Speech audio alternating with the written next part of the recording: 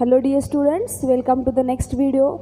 We have seen that our topic is already completed. जो अपना topic था measurement of physical quantities, वो topic already finish हो चुका है एंड आई एम श्योर आपको व्हाट्सएप के ग्रुप पे ऑलरेडी आपको असाइनमेंट भी मिल गई है उसकी, एंड आई होप आपने असाइनमेंट कंप्लीट कर ली है। तो ये जो वीडियो है वहाँ पे हम प्योरली वो जो असाइनमेंट आपको व्हाट्सएप के ग्रुप में मिली उसी का डिस्कशन लेंगे।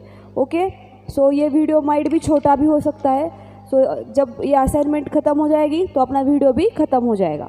ओके, तो अभी जब भी आप असाइनमेंट सॉल्व करते हो, कभी भी अगर कोई भी सब्जेक्ट की असाइनमेंट सॉल्व करते हो तो उस टाइम क्वेश्चंस लिखना बहुत ही इंपॉर्टेंट है। उसके साथ बहुत सी बार बच्चे क्या करते हैं, जो भी असाइनमेंट है उसका क्वेश्चन नंबर डाल के डायरेक्टली सॉल्यूशन लिखते हैं, लेकिन वैसा करना एक्सपेक्टेड नहीं है। क्यों? बिकॉज अगर आपने क्वेश्चन एक बार भी लिख लिया ना तो आपके दिमाग में छप जाएगा उसके आंसर के साथ। अगर आप आंसर लिखते जाएंगे तो बाद में बहुत जम्बलिंग हो जाएगा। इसलिए whenever you are solving a assignment, पहले क्वेश्चन लिखो, उसके बाद उसका सॉल्यूशन लिखो। एंड मुझे पता है आपको कोई दिक्कत नहीं आई होगी while solving the assignment, and if अगर आपको कोई दिक्कत भी है तो please go through this entire video. इसमें प्योरली हम क्या करेंगे, असाइनमेंट का डिस्कशन लेंगे, उसमें हर एक क्वेश्चन का आंसर मैं आपको अभी डिस्क्राइब करती हूँ। Okay, so here assignment discussion. देखिए क्वेश्चन फर्स्ट, हमको बोला गया है कि an object weighs 475 newton, find its mass. हमको बोला है कि एक ऑब्जेक्ट है, उसका वेट दिया है हमको 475 न्यूटन। ओके, तो उसका क्या फाइंड आउट करना है, हमको मास फाइंड आउट करना है। तो देखिए इसका कैसे करेंगे हमने वेट पे ऑलरेडी बहुत सारे क्वेश्चंस कर लिए हैं, एंड आपको पता है जब भी हम कोई न्यूमेरिकल क्वेश्चन सॉल्व कर रहे हैं फिजिक्स का या मैथ्स का या कोई भी अगर न्यूमेरिकल क्वेश्चन है तो पहले जो भी क्वेश्चन में डेटा दिया गया है हमको वो लेना एक्सपेक्टेड है। ओके, तो देखिए क्वेश्चन फर्स्ट ले लेंगे, उसका सॉल्यूशन गिवन।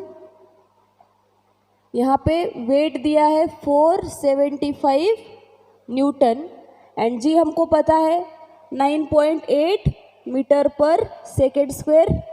ओके, इसको छोड़ के मैं हम दूसरी वैल्यू भी ले सकते हैं, और approximately it is nothing but 10 metre per second square. तो हम यहाँ पे ये वैल्यू यूज़ करेंगे। कोई भी वैल्यू अगर यूज़ करेंगे तो आंसर अपना करेक्ट आएगा, आंसर गलत नहीं होगा। अप्रोक्सीमेट वैल्यू यूज़ करके सॉल्व करेंगे क्वेश्चन। तो देखिए फॉर्मूला पता है हमको, यहाँ पे मास कैलकुलेट करना है। तो फॉर्मूला क्या होगा, weight equals to mass into acceleration due to gravity. Okay, so weight is 475, mass we have to find it out, and gravity ले लेंगे हम यहाँ पे 10, 9.8 ले लेंगे तो भी आंसर करेक्ट आएगा यहाँ पे। तो देखिए ये मास की वैल्यू फाइंड आउट करनी है तो ये 10 को यहाँ से हटाना पड़ेगा। तो 10 को हटा के इधर लेके आए हम, 475 डिवाइडेड बाय 10, ये होगा हमारा मास। तो मास is nothing but 47.5 kilograms. This is the answer. Okay, देखिए अभी यहाँ पे हम क्या करेंगे, दूसरी वैल्यू यूज करके भी कर लेंगे। जो 9.8 जो वैल्यू है ये हो गया उसका फर्स्ट सॉल्यूशन, दूसरा सॉल्यूशन भी कर लेंगे। एग्जाम में आपको दोनों सॉल्यूशंस करने की ज़रूरत नहीं है, आप आइदर 10 यूज करके करना और जो है वो 9.8 यूज करके भी कर सकते हो। That also depends upon the options. अगर 9.8 यूज करके अगर ऑप्शन में आंसर नहीं है तो directly you can use 10 there. Okay, तो देखिए फिर weight equals to mass into gravity. Weight क्या है अपना 475, मास हमको फाइंड आउट करना है, एंड ग्रेविटी इज 9.8। तो हम क्या करेंगे, यम को लिख देंगे 475.9.8। ये ज़ीरो यहाँ से हट जाएगा, ऊपर एक ज़ीरो बढ़ जाएगा, तो क्या होगा फिर 4750 डिवाइडेड बाय 98। अगर इसको हम डिवाइड करेंगे तो answer will be 48 point something kg। ये आप करके देख सकते हो। यहाँ पे मैंने इसकी अप्रोक्सीमेट वैल्यू लिखी है 48 आएगा। क्यों? देखिए यहाँ पे हमने 10 से डिवाइड किया तो 47.5 आया। अभी हम जिससे डिवाइड कर रहे हैं वो वैल्यू छोटी कर दी, हमने 9.8 कर दिया, तो it will definitely become 48 point something. आगे का जो आएगा डिजिट वो आप डिवाइड करके फाइंड आउट कर सकते हो। ओके, इन दोनों में से कोई भी अगर सॉल्यूशन लिखते हो आप तो आपको फुल मार्क्स मिल जाएंगे। हाँ, बट यहाँ पे आप ऐसे एग्जाम में ऐसे डैश डैश नहीं लिख सकते। यहाँ पे जो है वो accurate value at least up to 2 digit तक आपको लिखना एक्सपेक्टेड है। ओके, नेक्स्ट देखिए, what is the difference between mass and weight. Mass में एंड वेट में डिफरेंस क्या है ये बताना है हमको। क्वेश्चन 2। अभी ये पूरा लिखने की ज़रूरत नहीं है, मैं आपको सिर्फ डिस्क्राइब करती हूँ। अभी मास एंड वेट को लेके भी बहुत दिन हो गए तो माइट भी आप थोड़ा सा भूल गए होंगे वहाँ पे। तो देखिए मास क्या होता है, यहाँ पे मास के लिए सब पॉइंट्स लिखती हूँ मैं एंड यहाँ पे लिखती हूँ for wait. What is mass? The amount of matter contained in any substance. अभी मेरे पास ये असाइनमेंट का पेपर है तो इसमें कितना मैटर कंटेन्ड है उसके अमाउंट को क्या बोलेंगे हम? मास। ओके, एंड वेट क्या है? Weight is nothing but gravitational force. G stands for gravitational and F stands for force, gravitational force. Secondly देखिए, मास का अगर हम एसआई यूनिट लिखने जाएंगे तो it is around, it is kilogram. SI unit के बारे में अगर बात करेंगे तो वेट के लिए क्या है यहाँ पे? न्यूटन। देखिए यहाँ पे भी क्वेश्चन में दिया था हमको न्यूटन। ओके, थर्ड देखिए, मास never changes. Why? Because amount of matter contained in any substance remains constant throughout the universe.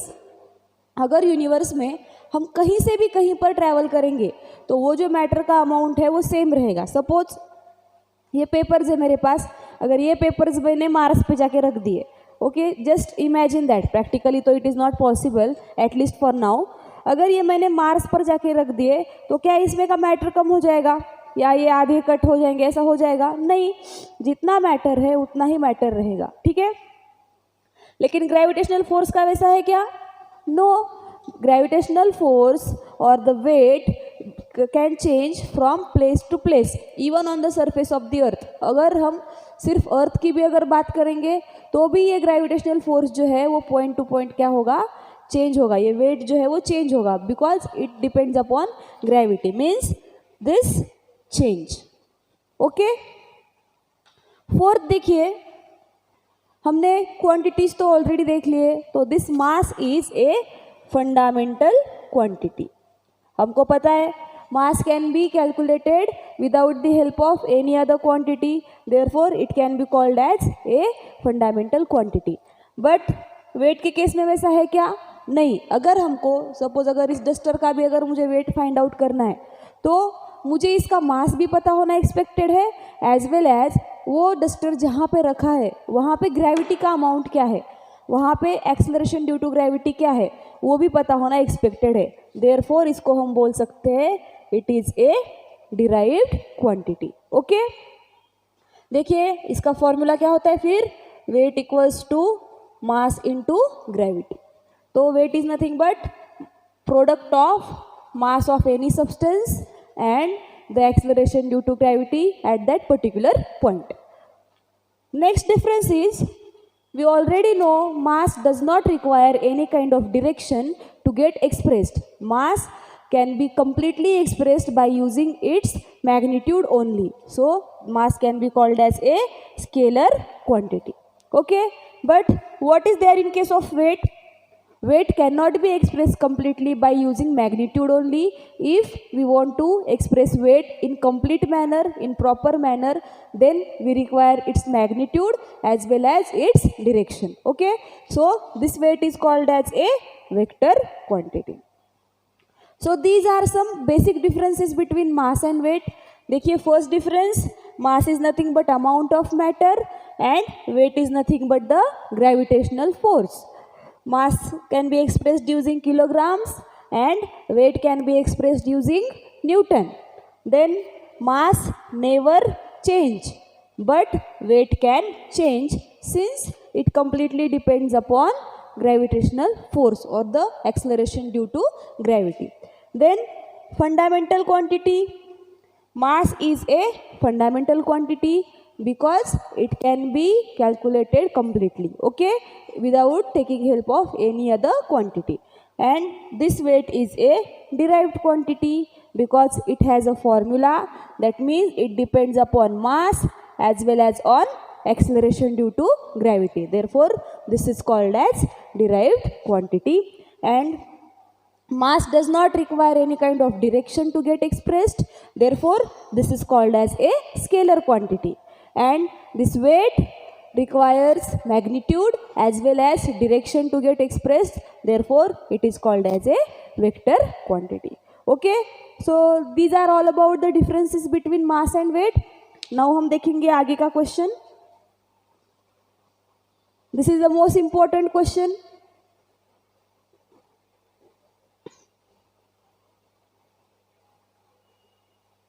So ये आप नोट कर लीजिए पहले, उसके बाद हम आगे का क्वेश्चन देखेंगे.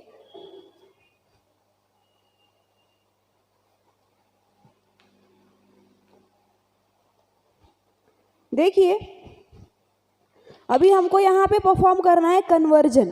तो यहाँ पे क्या करना पड़ेगा, सबसे पहले हमको सीक्वेंस लिखनी पड़ेगी, वो सीरीज लिखनी पड़ेगी. Without series we can not perform this range of conversion. तो देखिए लिख लीजिए आप भी, आई होप आपने लिख लिया होगा. बीच में होगा बेसिक यूनिट, इसके नीचे आएंगे 12 यूनिट्स,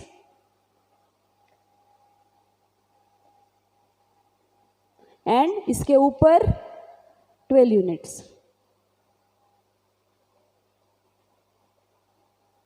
ये नीचे वाले होंगे smaller ones, deci, centi, milli, micro, nano and pico.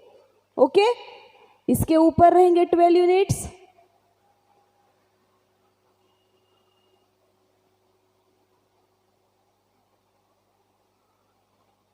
Deka, hecto, kilo, mega, giga and tera. Okay, तो यहाँ पे वी हैव 10 क्वेश्चंस, तो उनका कन्वर्जन देख लेंगे हम.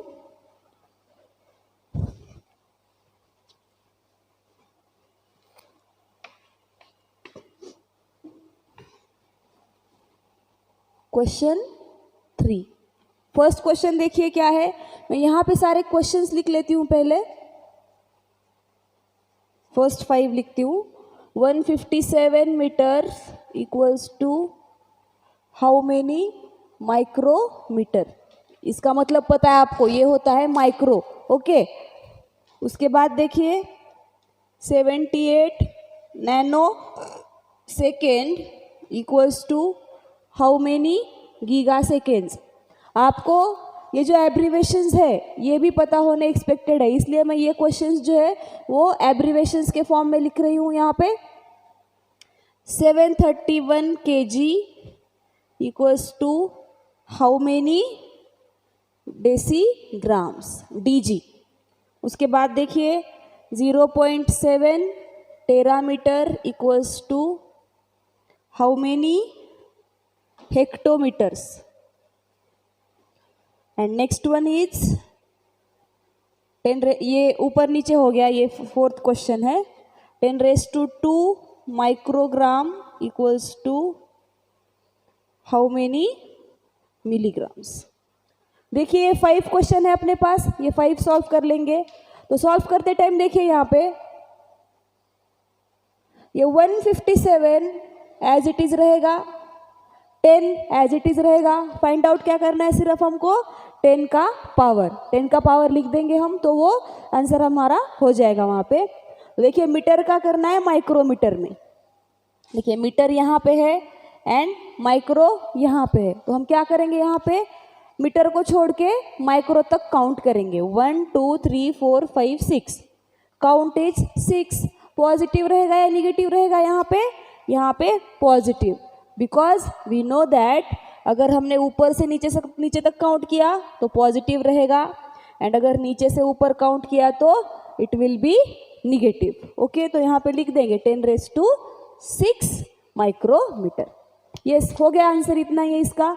अभी इसका देखिए 78 नैनो सेकेंड का 78 × 10 क्या करना पड़ेगा हमको, सिर्फ 10 का पावर. देखिए फिर नैनो कहाँ पे है? यहाँ पे।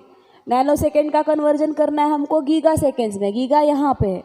तो अब क्या करेंगे, नैनो को छोड़ के गीगा तक काउंट करेंगे। तो नैनो को छोड़ दिया, 1 2 3 4 5 6 7 8 9 10 11 12 13 14 15 16 17 18, काउंट इज 18। बट अभी नीचे से ऊपर किया है तो वो क्या रहेगा? निगेटिव। तो यहाँ पे -18 आ जाएगा। तो यहाँ पे लिख लेंगे -18। हो गया आंसर। इसी वे में आपको आंसर लिखना है वहाँ पे। ओके, उसका जो एक्सपांडेड फॉर्म जो है, जो मैंने आपको एक्सप्लेन करते टाइम दिया था, वो लिखने की यहाँ पे कोई भी ज़रूरत नहीं है। ओके, तो देखिए नेक्स्ट 731 kg का करना है यहाँ पे अभी डेसी में। देखिए फिर किलोग्राम कहाँ पे है? किलोग्राम है यहाँ पे, डेसीग्राम है यहाँ पे। तो किलो को छोड़ दिया, 1 2 3 4, काउंट इज 4। पॉजिटिव 4 या negative 4? Yes, this is positive 4, क्योंकि ऊपर से नीचे काउंट किया। तो यहाँ पे लिख लेंगे +4। हो गया हमारा आंसर ये। उसके बाद देखिए यहाँ पे 0.7 अभी टेरामीटर का करना है हमको हेक्टोमीटर में। तो देखिए कहाँ कहाँ पे वैल्यूज अपने, टेरामीटर यहाँ पे, हेक्टोमीटर यहाँ पे। तो टेरा को छोड़ दिया, 1 2 3 4 5 6 7 8 9 10, आंसर इज 10। तो कौन सा 10 रहेगा, पॉजिटिव या निगेटिव? पॉजिटिव, बिकॉज हमने ऊपर से नीचे तक काउंट किया। तो यहाँ पे लिख लेंगे 10⁻10। Okay, I hope you are getting this. This is very easy, easy as well as important. Easy भी है, उसके साथ इम्पोर्टेंट भी है बहुत ही ज़्यादा। तो देखिए 10⁻2 इंटू 10, ये 10⁻2 ये पहला जो है यहाँ पे वो एज इट इज़ लिख लिया यहाँ पे मैंने। अभी क्या करना है, सिर्फ 10 का पावर फाइंड आउट करेंगे। तो देखिए माइक्रो का करना है हमको मिली में। तो पहले देख लेंगे कहाँ पे वैल्यूज, हियर इज माइक्रो, मिली यहाँ पे। तो माइक्रो को छोड़ के क्या करेंगे, हम मिली तक काउंटिंग करेंगे। माइक्रो को छोड़ दिया, 1 2 3, काउंट आया अपना 3। Positive negative? Yes, negative of 3। क्यों? क्योंकि हमने नीचे से ऊपर तक काउंट किया है। तो यहाँ पे लिख देंगे 10⁻³ बट यहाँ पे देखिए इसका फॉर्म देखिए कैसे है, 10⁻² इंटू 10⁻³ हमने ऑलरेडी देखा था। अगर बेस नंबर सेम है, अंदर मल्टीप्लिकेशन है, तो पावर्स क्या हो जाएंगे, उसके पावर्स ऐड हो जाएंगे। तो यहाँ पे क्या आएगा, 10⁻² ± 3 मिलीग्राम, जिसका मतलब क्या होता है 10⁻² - 3 milligrams, that is nothing but 10⁻⁻1 milligrams. अगर 2 में से 3 को माइनस करेंगे तो क्या आएगा, -1। तो आप लिख लो यहाँ पे 10⁻² microgram is nothing but 10⁻⁻1 milligram. इसको कुछ नहीं, हमने नॉर्मल जो था उसको सॉल्व कर लिया, सिर्फ उसके पावर्स को हमने ऐड कर दिया। So you can note this down. उसके बाद हम आगे के क्वेश्चंस करेंगे।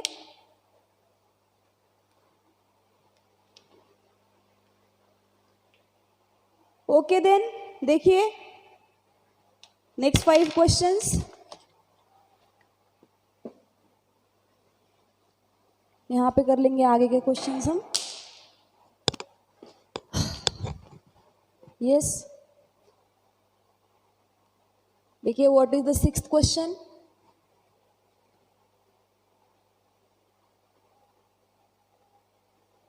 Sixth question 33 decameter equals to how many gigameters? 7th 913 picogram equals to how many decigrams? उसके बाद 8th 1 meter square equals to how many centimeter square? 9th 1 meter cube equals to how many centimeter cube? And the last one is 1 metre square equals to how many millimetre square. Okay, तो देखिए पहले कर लेंगे हम 5 6 7 6. देखिए 33 रहेगा as it is into 10 as it is. Find out क्या करना है, सिर्फ 10 का पावर. देखिए डेसी कहाँ पे है, यहाँ पे हम देख लेंगे. डेसी का करना है हमको गीगा में. डेसी यहाँ पे है, गीगा यहाँ पे है, तो डेसी को छोड़ देंगे. 1 2 3 4 5 6 7 8 9 10 काउंट आया 10. बट यहाँ पे this count will be negative क्योंकि हमने नीचे से ऊपर तक काउंट किया यहाँ पे. So 10 raise to minus of 10. Okay, उसके बाद देखिए 913 इंटू 10 एज इट इज रहेगा. पीको का करना है डेसी में, तो देखिए अभी पीको यहाँ पे है, डेसी यहाँ पे है. पीको को छोड़ दिया. 1 2 3 4 5 6 7 8 9 10 11 काउंट इज 11. बट यहाँ पे भी काउंट होगा निगेटिव, नीचे से ऊपर काउंट किया है तो -11. ओके, अभी ये तो वैल्यूज हमने ऑलरेडी कर ली है, मैंने ये आपको लिख के भी दिए थे जब हमने एरिया एंड वॉल्यूम के यूनिट्स का कन्वर्जन किया था. देखिए मीटर का सेंटीमीटर करेंगे तो 100 रहेगा, बट यहाँ पे 2 है तो 10 रेज टू 4. ये आप पीछे का निकाल के देख भी सकते हो. यहाँ पे क्या होगा, 2 2 2 होगा 3 बार तो 10 रेज टू 6. एंड यहाँ पे मीटर स्क्वेयर का मिलीमीटर स्क्वेयर, मीटर का मिली करेंगे तो एक बार आएगा 3 एंड 2 है इसलिए 3 + 3 हो जाएगा 10 रेज टू 6. ये हमने वैल्यूज ऑलरेडी कर लिए एरिया एंड वॉल्यूम के केस में, तो आप वहाँ पे देख सकते हो. Okay, so you can note this down.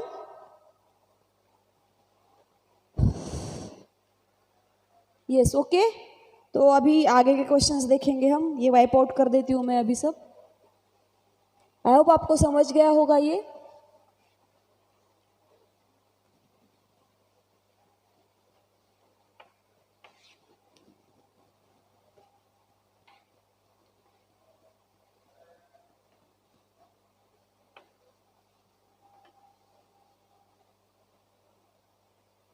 तो देखिए next question 4th, define measurement, जो कि आपको ऑलरेडी पता है. What is measurement? Measurement is nothing but the process of comparison between a unknown amount of value और unknown value to a standard unit value. Okay, the comparison between unknown quantity to non standard value, ऐसा भी आप उसको define कर सकते हो. उसके बाद का देखिए क्वेश्चन, ये क्वेश्चन नंबर 4th हो गया. यहाँ पे सिंपली क्या किया हमने, मेजरमेंट को डिफाइन किया. ओके, उसके बाद देखिए give 1 example of error in measurement cause due to use of improper device, जो कि हमने प्रीवियस वीडियो में देखा था कि जब भी मेजरमेंट में एरर आएंगे वो एरर होंगे ऑफ 2 टाइप्स. पहला एरर होगा ड्यू टू इम्प्रॉपर डिवाइस, या जिसको हम इनएप्रोप्रिएट डिवाइस के बारे में बोलते हैं, या जिसको हमने लिखते टाइम ऐसे लिखा था not using proper device. And second होगा वो डिवाइस को प्रॉपरली ना यूज करना. यहाँ पे लिखती हूँ मैं not using device properly. Okay, तो देखिए ये जो 2 रीजंस है, वो 2 रीजंस की वजह से क्या होगा, जो भी मेजरमेंट का प्रोसेस परफॉर्म कर रहे हैं हम, उसमें बहुत सारे एरर्स आएंगे. ओके, तो देखिए यहाँ पे हमको क्या बताया गया है कि give 1 example of error in measurement cause due to improper device. तो मैंने कल आपको नायक मूवी में जो एग्जाम्पल थे वो बता दिए थे आपको, जो वो रेशन दुकान में जो होता है वो भी एक एग्जाम्पल है. लेकिन आपके एग्जाम में ऐसे तो नहीं लिख सकते कि नायक मूवी में ऐसा हुआ था. तो यहाँ पे आप लिखते टाइम क्या लिखना, क्वेश्चन 5 में यूजिंग ब्रोकन स्केल और स्केल विदाउट मार्किंग्स. अगर हम ऐसी स्केल्स यूज करेंगे तो डेफिनेटली हमारा जो मेजरमेंट है वो वहाँ पे गलत हो जाएगा. ओके, नेक्स्ट देखिए आप question 6, right names of latest and oldest systems of measurement. देखिए लेटेस्ट सिस्टम कौन सा है अपना? Latest is SI system and the oldest one is metric system. Oldest is metric system. Okay? उसके बाद explain FPS system with all units of fundamental quantities. Question number 7 है ये. Question 7 में देखिए फिर हमको डिस्क्राइब करना है यहाँ पे FPS system using all of its units. देखिए फिर FPS में लेंथ के लिए क्या है? फुट. मास के लिए पाउंड. यहाँ पे मैं इक्वल का साइन बनाती हूँ. एंड टाइम के लिए इट इज सेकेंड. आप इतना भी लिख सकते हो. एंड आप ऐसे भी बोल सकते हो कि FPS system is the part of 3 system options and we still use units of FPS system. But as a whole हम स्टैंडर्ड सिस्टम के तौर पे इसको यूज नहीं करते. हम इसको सिर्फ इसके सम यूनिट्स यूज करेंगे. देखिए फिर नेक्स्ट क्वेश्चन नंबर 8. क्वेश्चन 8 में क्या होगा? देखिए right SI units of following quantities. यहाँ पे हमको 10 क्वांटिटीज दी गई है जिनके SI यूनिट्स लिखने हैं हमको. तो यहाँ पे पहले क्वांटिटीज लिख लेंगे हम. देखिए फर्स्ट इज लेंथ. तो लेंथ के लिए क्या होगा SI यूनिट? यहाँ पे मीटर, जिसका एब्रीवेशन होगा स्मॉल m. ओके. बाद में देखिए इलेक्ट्रिक करंट दिया गया है यहाँ पे. इलेक्ट्रिक करंट के लिए रहेगा एम्पियर, जिसका एब्रीवेशन है कैपिटल A.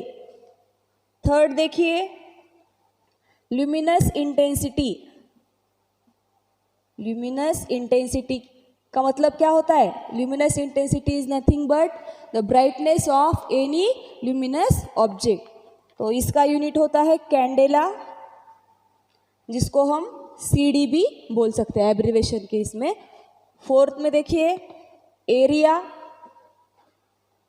का क्या होता है? स्क्वायर मीटर, जिसको लिखते समय हम मीटर स्क्वायर लिखेंगे. फिफ्थ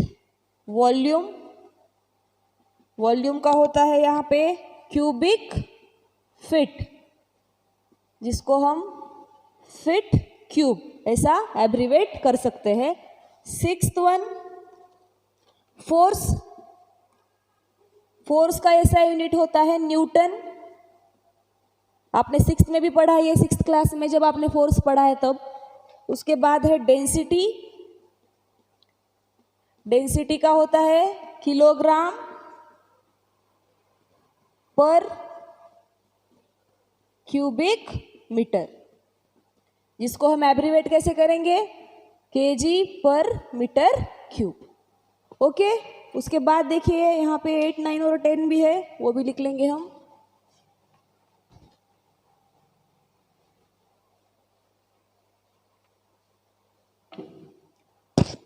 एट देखिए 8th इज कैपेसिटी हमको ऑलरेडी पता है. Capacity is nothing but again volume, जिसको हम मीटर क्यूब भी लिख सकते हैं या लीटर भी लिख सकते हैं. बट लीटर यहाँ पे ऐसा यूनिट नहीं होगा उसका. ओके. देखिए फिर यहाँ पे मीटर क्यूब लिख लेंगे हम, या फिर डेंसिटी के इसमें भी इसमें लिख सकते हैं हम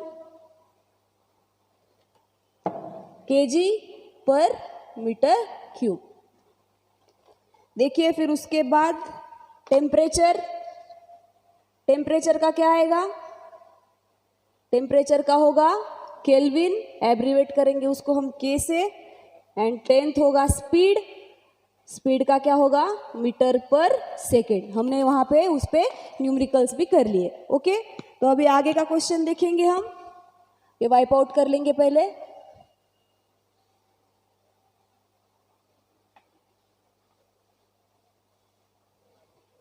देखिए फिर 9th क्वेश्चन.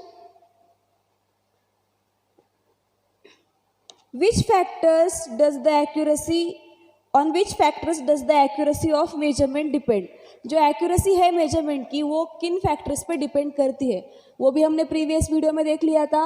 वो फर्स्टली डिपेंड करेगी पर्पज ऑफ मेजरमेंट पे, and secondly it will depend on value of the object. जो ऑब्जेक्ट हम मेजर कर रहे हैं उसकी वैल्यू अगर बहुत ज़्यादा रहेगी तो वहाँ पे मेजरमेंट की एक्यूरेसी भी बहुत ज़्यादा होगी, but if that object is cheaper than वहाँ पे एक्यूरेसी भी बहुत ज़्यादा कम हो जाएगी। जैसे हमने वेजिटेबल्स के केस में देख लिया था, इफ़ वी मेजर वेजिटेबल्स और फ्रूट्स देन वहाँ पे एक्यूरेसी उतनी ज़्यादा नहीं होगी, but if we measure gold and silver like substances then वहाँ पे एक्यूरेसी बहुत ज़्यादा होगी। ओके, उसके बाद देखिए question 10, where the standards of length and mass are kept. हमको ऑलरेडी पता है standards of length and mass are kept at international bureau of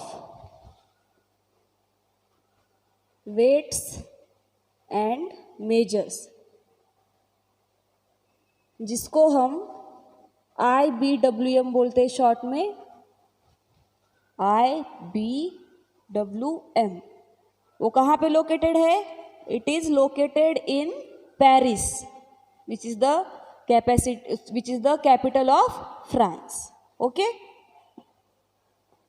उसके बाद देखिए measurement of physical quantities, why is the weight of an object at a high altitude is less than its weight at sea level. मतलब यहाँ पे हमको क्या बोला गया है, सपोज ये एक नॉर्मल सरफेस है सी लेवल का एंड यहाँ पे ऐसे एक माउंटेन है।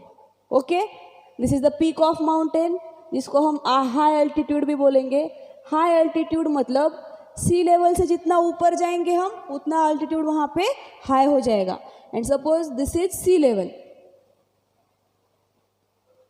तो अगर हम यहाँ पे अपना वेट मेजर करेंगे तो वो होगा ज़्यादा, एंड अगर हाई एल्टीट्यूड पे मेजर करेंगे तो इट विल बी लेस। ऐसा क्यों?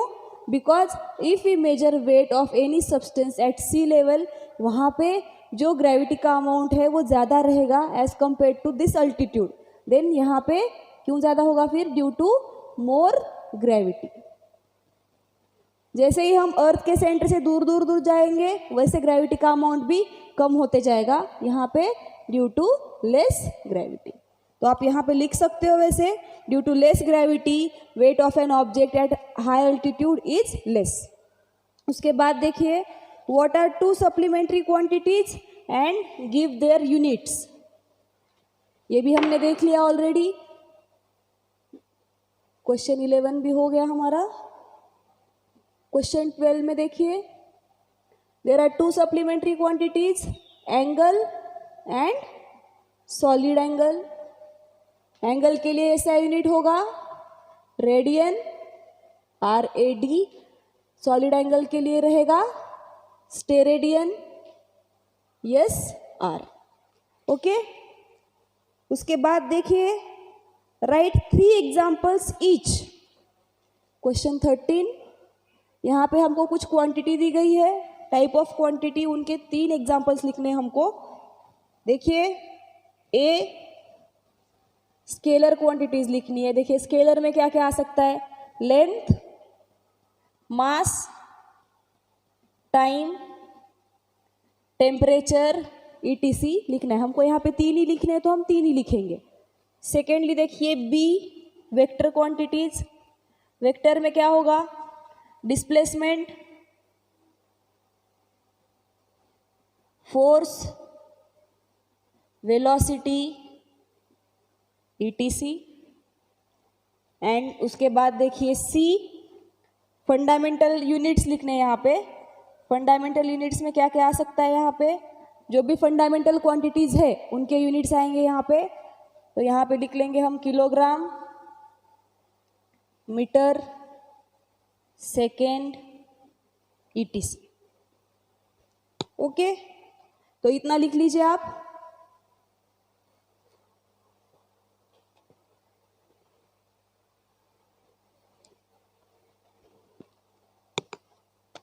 देखिए फिर अभी next questions.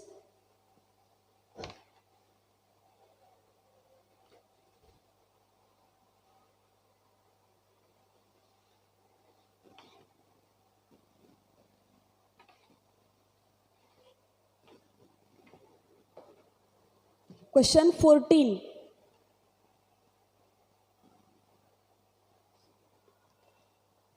Why we cannot use body parts for standardized measurement? Standardize measurement करने के लिए हम बॉडी पार्ट्स क्यों नहीं यूज़ कर सकते? ये भी हमने ऑलरेडी देख लिया है कि whenever we use body parts for the measurement there is occurrence of a lot of errors in that measurement. क्यों? Because every person has different physical feature. जो भी पर्सन होगा उसके फिजिकल फीचर्स अलग रहेंगे। मेरे हाथ छोटे रहेंगे, किसी और के हाथ बड़े रहेंगे या मेरे से छोटे रहेंगे, तो वो मेजरमेंट जो है वो एक्यूरेट नहीं होगा। तो यहाँ पे लिख लेंगे हम, we cannot use body parts for standardized measurement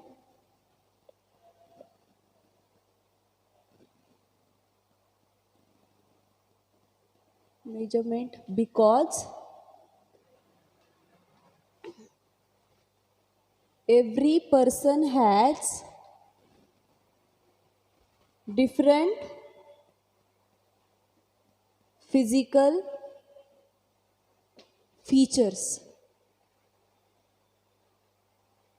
okay, देखिए फिर उसके बाद है नेक्स्ट क्वेश्चन अपना, which is the last question, number 15. Write major causes of error in measurement. Major causes दो अभी भी देख लिए थे हमने। There are two major causes: not using appropriate device. Okay, and second, not using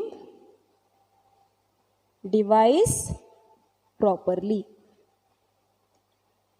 अगर हम कोई प्रॉपर डिवाइस यूज़ नहीं करेंगे for the purpose of measurement, then वहाँ पे अपना मेजरमेंट गलत हो जाएगा। फॉर एग्जांपल अभी भी देख लिया था हमने कि ब्रोकन स्केल अगर यूज़ करेंगे हम और स्केल विदाउट मार्किंग यूज़ करेंगे तो वहाँ पे मेजरमेंट गलत हो जाएगा। And secondly, not using device properly.